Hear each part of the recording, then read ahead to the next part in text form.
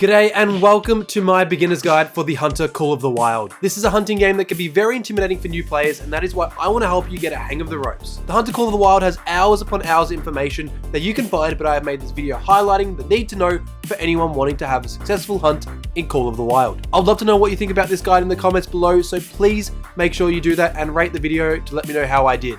Our goal for this video is 70 likes. Can we hit it? Alright, let's get into the guide. The first thing that you might notice when you load into the Hunter Call of the Wild is the heads up display, or sometimes known as the HUD. This can be disabled in the options, but I would recommend leaving it on as a beginner. Most of the HUD is on the bottom right of the screen, and it tells you quite a bit of valuable information. First of all, you will see a little compass with a green triangle. In Call of the Wild, this little triangle tells you which way your scent is traveling in the wind. For reference, if the triangle looks like this, it means that the wind is in my face and the scent is traveling behind me. This is good. If the wind and your scent looks like this, it means that the wind is in your back, and anything in front of you can probably smell you too. This is not good because you will spook animals. The next thing that you can see easily is how many rounds you have loaded and how many are in your inventory. If this gets low, you'll need to go to a store to stock up. This green bar with a white cross is your health. Animals in the Hunter Call of the Wild can really hurt you, so be careful. Also, you can take fall damage. The higher you fall, the more it hurts. If this bar drops all the way, your character will fall unconscious and wake up at the nearest outpost or the nearest tent. This heart is your heart rate. This will rise if you run or jump, and you can bring this down by walking, stopping, crouching, or going prone. The higher your heart rate, the more your aim will sway. This odd looking thing is your visibility. If completely open, you are visible. If it's a half circle, then you're doing okay. If this is a line, you're pretty hidden. And if it's a faded line, you're basically invisible and animals can approach you quite closely, assuming the scent doesn't spook them. You can impact this visibility by changing your stance or hiding in foliage. The last piece of information this bottom corner gives you is the sound meter. In the Hunter Call of the Wild, it's pretty simple. The more you move, the louder you are. If you run, you create more noise. If you walk through foliage, you create more noise. My tip would be to look where you step, and unless necessary, try walking. I don't want to spend too much time on the controls within the Hunter Call of the Wild, but these are the default basic controls for PC, Xbox, and PlayStation. Pause here if you like to spend more time looking at them. When dropped into any game like the Hunter Call of the Wild, you want to get a lay of the land. The best place you can do this is at any lookout point on the reserve. This is what they look like on the map when you haven't found one. Once you get to the top and examine a lookout point, it will clear the fog that surrounds a local area, giving you more to explore. Do you need these lookout points to hunt? No, but it definitely makes getting around a lot easier when you know what's around the corner. Speaking of around the corner, you might now see a couple of question marks on your map. These question marks could turn out to be a hunting structure that you can climb into, or a point of interest that will give you a little lore of the area. From finding these lookout towers, you will now see where you start most hunts: the outposts. Outposts are one of only two ways that you're able to fast travel and change the time in a reserve. These are scattered throughout all of the maps in the Hunter Call of the Wild, and you will benefit greatly from finding these. Apart from being a place where you can fast travel, you can also access the store from outposts. Within the store, you're able to buy weapons, callers, decoys, backpacks, and other consumables, all of which have their own benefits and uses. If you need more information on what you can buy, the game does a great job of telling you what each item does in the store, either by looking in the codex or their details within the store. When you purchase these items, they typically get put into your storage, where you will need to move them across to your inventory.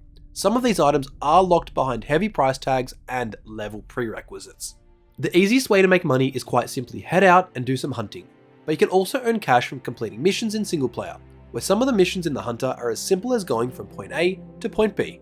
XP in the game is what you will need to level up, and much like generating cash, this is done through missions and hunting. But you can also gain XP from finding outposts, lookout towers, and point of interests. Once you have enough XP, you will level up.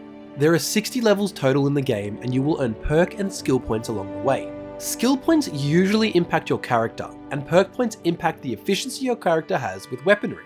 Time to get into the biggest part of the Hunter Call of the Wild. That's right, hunting. There are a couple of ways that you could go about hunting, but when I started out, I was just aimlessly walking around for tracks. These tracks were found in the form of footprints that tell you the direction an animal is traveling, and scat, which tells you how long ago they were there. Sometimes, if I was lucky, I would hear an animal let out a mating or warning call, which helped me hone in on their location. Once I got a little bit more experience with the game, I learned about need zones. Most species within Call of the Wild have 3 types of need zones. There are drink zones, feed zones, and rest zones. Drink zones are the easiest to find because finding water on reserve maps is kind of obvious. There are great resources that I always use, and I'll be sure to drop them in the description that tell you where and when you can find animals on each reserve within the Hunter Call of the Wild. Remind yourself that when you are stalking in a location that your scent, visibility, and noise level are all in the best levels to improve your chances of a successful hunt. Once you spot an animal either through your binoculars or through your scope once you have the perk, you can see a few different things about them.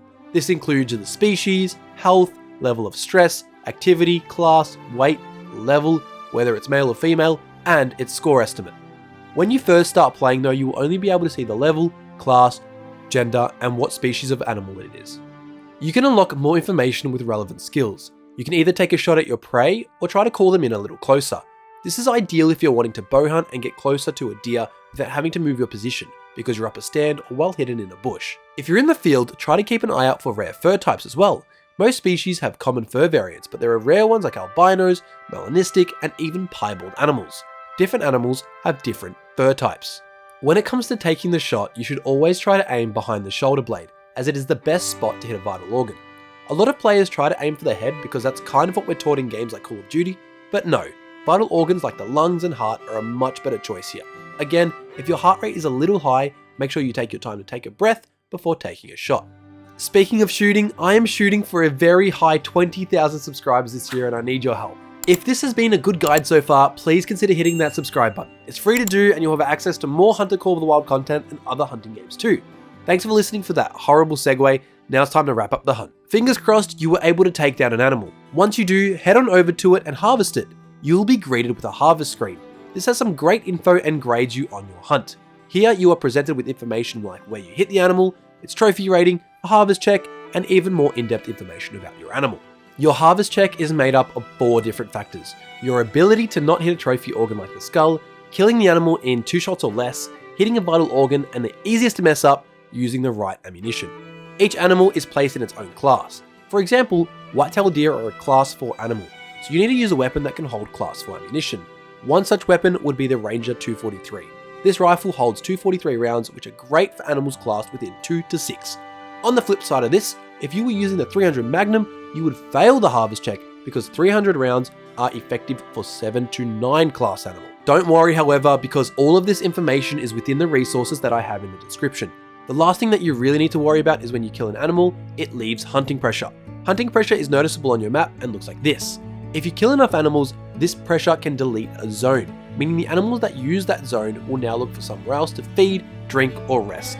Try to be careful and not take more than 3 animals from a zone unless you're in a tripod stand, hunting stand, or ground blind, where that rises all the way up to 16. You also leave less hunting pressure if you choose to use bows or crossbows when you're out in the field. Thanks again for watching. If the video helped you out, make sure to let me know in the comments and like the video while you're at it to help us hit our goal of 70 likes. While you're down there, you might as well hit subscribe. Thanks again for checking out my video and good luck out there, hunters.